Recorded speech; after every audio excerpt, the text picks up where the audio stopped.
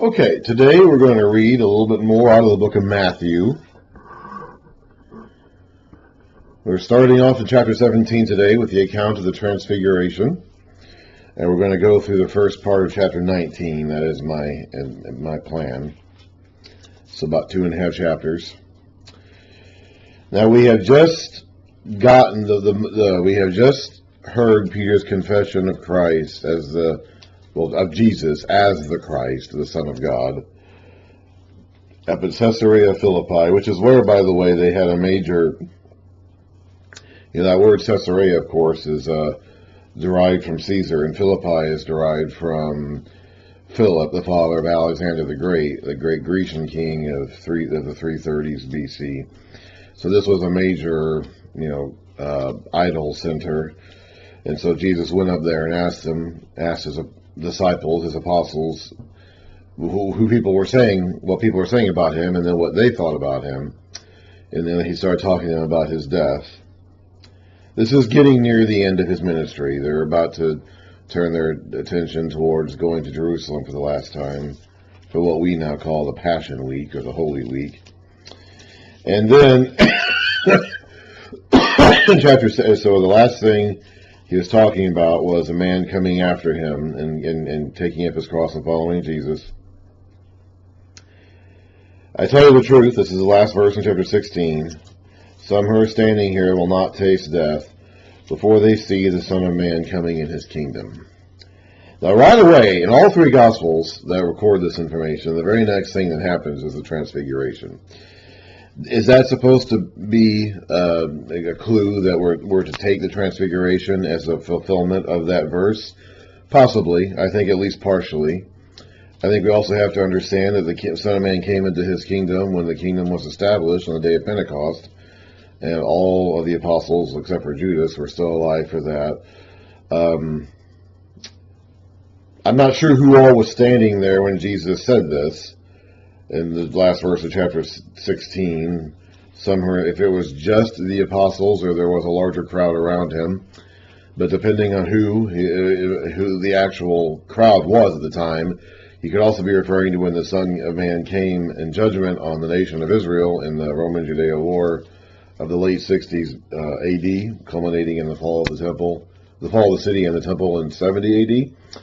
We'll read about that. We've already read about that in Mark. We'll read about that again in Matthew. That is definitely a coming of the kingdom of the Son of Man. That's not what we think of when we think of the Son of Man coming in his kingdom, but that is what that means. That is one of the things that means.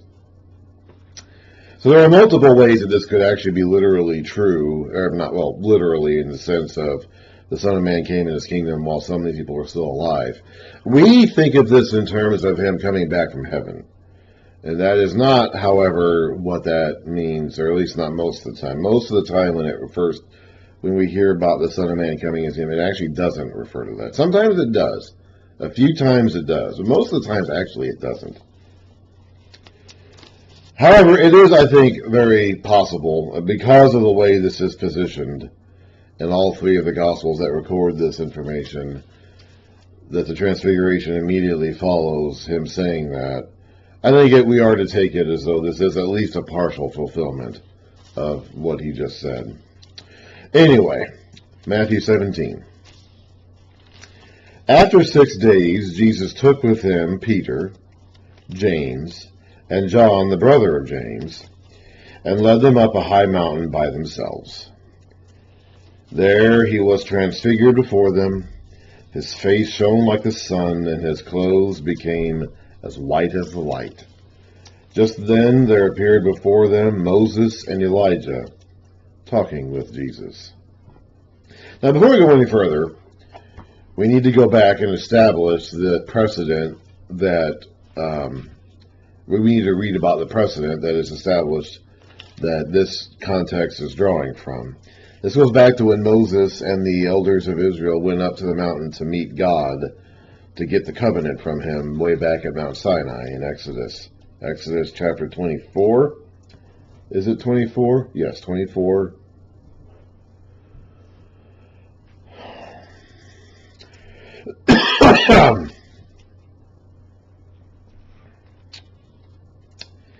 Let's start the... Excuse me, wow. Let's start the beginning of the chapter at first. The Lord said to Moses, "Come up to the Lord, you and Aaron, Nadab and Abihu," those were the priests, "and 70 of the elders of Israel. You are to worship at a distance. Moses alone is to approach the Lord. The others must not come near." So you have a crowd going up on a mountain to meet the Lord. The people may not come up with them. Let's go down to verse 9. Moses and Aaron, Nadab and Abihu, those would have been the priests at the time, and the 70 elders of Israel went up and saw the God of Israel. Under his feet was something like a pavement made of sapphire, clear as the sky itself. For whatever the reason, God is always pictured as having something like a sea of glass underneath his throne. We see this here, we see this in Ezekiel, we'll see this again in Revelation when we get the vision of the throne room in heaven. I don't honestly know what that means. We'll talk about that when we get to Revelation. Anyway, but God did not raise his hand against these leaders of the Israelites. They saw God and they ate and drank. Then the Lord said to Moses, "Come up to me on the mountain and stay here, and I will give you tablets of stone, with the law and the commands I have written for their instruction." Then Moses set out with Joshua, his aide, and went up the mountain of God. He said to the elders, so there's two guys going up. Moses will go all the way. Joshua will go part of the way. The elders and the priests stay behind. He said to the elders, "Wait here for us until we come back to you. Aaron and Hur are with you. Everyone involved in a dispute can go to them." When Moses went up on the mountain, the cloud covered it, and the glory of the Lord settled on Mount Sinai. For 6 days the cloud covered the mountain, and on the 7th day the Lord called to Moses from within the cloud. To the Israelites, the glory of the Lord looked like a consuming fire on top of the mountain, and Moses entered the cloud as he went up top of the mountain. So I think that is the historical antecedent that is being referred to here with the 6th-day reference. At the 7th day, they're going up to the mountain, and he's being transfigured before them. Let's also talk about Moses' transfiguration, which also happens in the book of Exodus, after he gets done from being on top of the mountain in the presence of God. We were in Exodus 34. Now we're going to skip down to Exodus. We were in Exodus 24. Now we're going to skip down to Exodus 34. So this is after Moses has been on the mountain. He comes back down from the mountain when there's trouble in the camp because the priests are going astray. Aaron has bowed to public pressure to make an idol in the shape of a calf. That we read about that in Exodus 32 and 33. So now Moses goes back up to the mountain again. And then he comes back down again. This is the end of Exodus 34, verse 29. When Moses came down from Mount Sinai, so he's gone up. We just read about that in 24. He got instructions in the law and the first batch of commands from God, or not the first batch, but instructions and commands from God. There was trouble in the camp, so he went down to deal with that, and then he went back up again. And now he's coming back down again with the new tablets of stone, because he broke the ones originally God gave him. So with the 2 tablets of testimony in his hands, he was not aware that his face was radiant, because he had spoken with the Lord. When Aaron and all the Israelites saw Moses, his face was radiant, and they were afraid to come near him. Then Moses called to them, so Aaron and all the leaders of the community came back to him, and he spoke to them. A couple verses later, when Moses finished speaking to them, he put a veil over his face. But whenever he entered the Lord's presence to speak with him, he removed the veil until he came out. And when he came out and told the Israelites what he had been commanded, they saw that his face was radiant. Then Moses would put the veil back over his face until he went to speak with the Lord. Now, we didn't read about it right there, but in the New Testament, in the epistles, it will explain that they did it this way because after Moses had come down from the mountain and his face was radiant, it would gradually fade. The glory on Moses' face, which was a reflection of God's glory after he had been in his presence, would fade over time, and that was a discouraging, disappointing sight to the Israelites, and that's actually why he covered his face. At least after the first time. Maybe the first time they were afraid because of his radiant face. But apparently it was an ongoing thing, at least for a while. And as we'll read in the New Testament later on, the glory that Moses reflected, the shining, radiant glory, would fade over time. So that's what's being referred to here. And Jesus' glory, although it won't be this like bright as white in front of everybody all the time, it will not fade. So, back to Exodus, Matthew 17. After 6 days, Jesus took with him Peter, James, and John, the brother of James, and led them up. This is like the inner circle. This is a couple different times we're going to see these three men in particular called out from the other group of 12. Peter was probably the oldest of the apostles. He was certainly the most outspoken and most action-oriented, so he became like the leader of the group. And we read about that in Acts and following. You can even see that in the Gospels themselves. James died too early to leave too much of a footprint. We'll read actually about his death in Acts 11, I think it is, or 12, I think. And John, who clearly was the younger brother of James, will be the longest lived of all the apostles. So these are like the three innermost. There is a letter. Peter and John will be responsible for a good chunk of the New Testament itself. We read about how in Mark, that was probably based on Peter's teaching, so there is it is valid to call the Gospel of Mark ultimately being the work of Peter. Peter, of course, also wrote 2 epistles that have his name attached to them. John also writes a gospel and then writes 3 epistles later in the New Testament, and possibly writes the book of Revelation, assuming it's the same guy.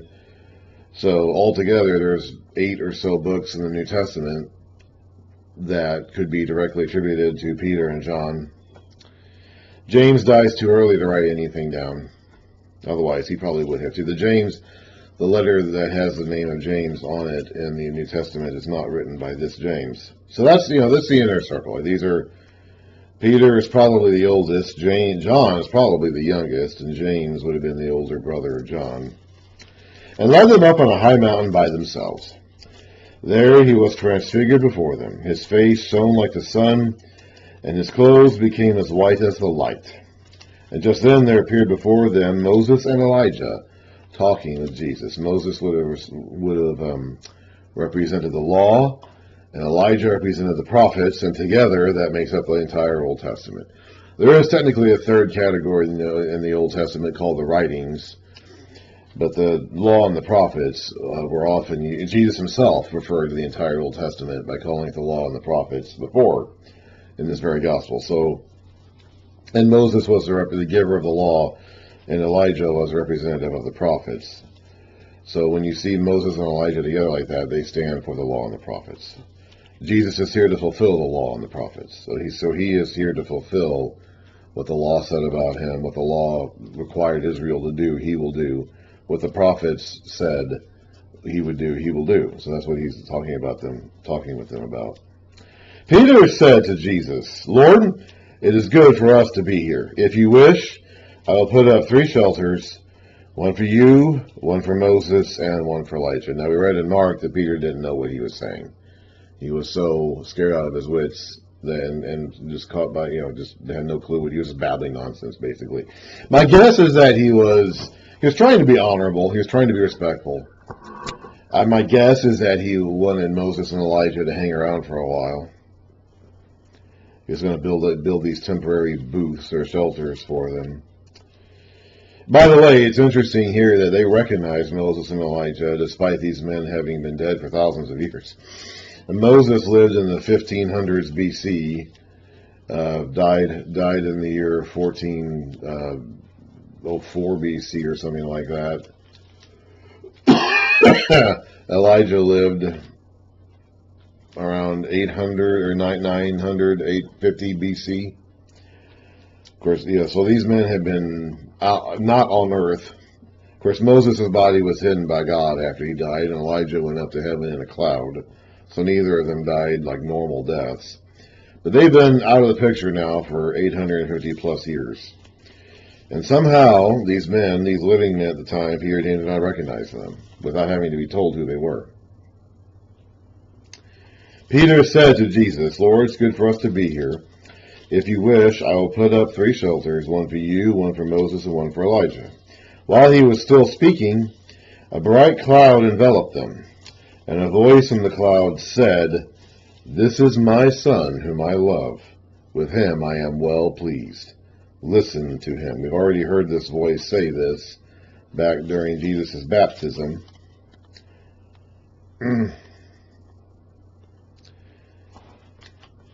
With in Matthew chapter 3, verse 17, "This is my Son whom I love, with him I am well pleased." Now we get the extra instruction, listen to him. "This is my Son whom I love, with him I am well pleased, listen to him." This goes back to Moses' promise that there would eventually be someone like him who would lead the Israelites. This is during his farewell address in Deuteronomy, as the people are prepared to go on to the promised land without him. This is Deuteronomy 18. And he says in chapter starting verse 15, "The Lord your God," he's talking to the people here in his farewell address, "will raise up for you a prophet like me from among your own brothers. You must listen to him." That's what is being referenced. This is the one. This is the prophet Moses was talking. It wasn't Elijah. Elijah was a prophet. He was not the only prophet. He was not even the first prophet. He somehow ended up getting seen as like the representative of all the prophets. I'm not really sure why, honestly. He was not the first one. He was not a writing prophet. At least he doesn't have a dedicated book in the Old Testament with his name attached to it. Now, it's possible that he wrote down some historical information that ended up getting incorporated into the historical books that we have. So he may have been a writing prophet in that sense, potentially. But he was not a writing prophet in the sense that he wrote his oracles down in a dedicated collection that got his name attached to it. He was not the first prophet. He didn't even have the longest ministry. Elisha, his successor, had a longer ministry and did more miraculous things than he did. He didn't speak that much about the Messiah. Isaiah had the most prophecies about the Messiah, and the writing is. I personally am not really sure why Elijah got viewed as the chief of the prophets, but he did somehow. He did end up kind of being, maybe because he never died, he went up to heaven without physically dying. I'm not clear. I'm really honestly not clear. But somehow Elijah kind of got assigned this role of being like the chief of the prophets. But even he was not the prophet Moses was talking about in Deuteronomy 18:15. He was a prophet of God, a genuine, true prophet of God, but even he was not the prophet that Moses told him to look for. Listen to him. This guy is. This is the one that is that prophet. When the disciples heard this, they fell face down to the ground, terrified. But Jesus, I'm wondering if maybe God spoke here because Peter was getting out of his mind and was putting Elijah and Moses maybe on a pedestal they shouldn't have been on. Because it says that while he was still speaking, this voice talked to them and told them this. So maybe in Peter's fright and his condition, maybe he was starting to see Moses and Elijah as being a little bit too higher than they should be seen as. It's possible. When the disciples heard this, they fell face down to the ground, terrified. But Jesus came and touched them. "Get up," he said. "Don't be afraid." When they looked up, they saw no one except Jesus. As they were coming down the mountain, Jesus instructed them. So Moses and Elijah are gone. They're not here for any reason other than to point the way to Jesus. That's what the law and the prophets are for. Jesus said he was going to fulfill them. They're not here for you to build shelters for them. They're not here for you to make a big deal about their presence on earth again, hundreds of years after they died or vanished. They're here to point the way to Jesus. He's the one you need to be listening to.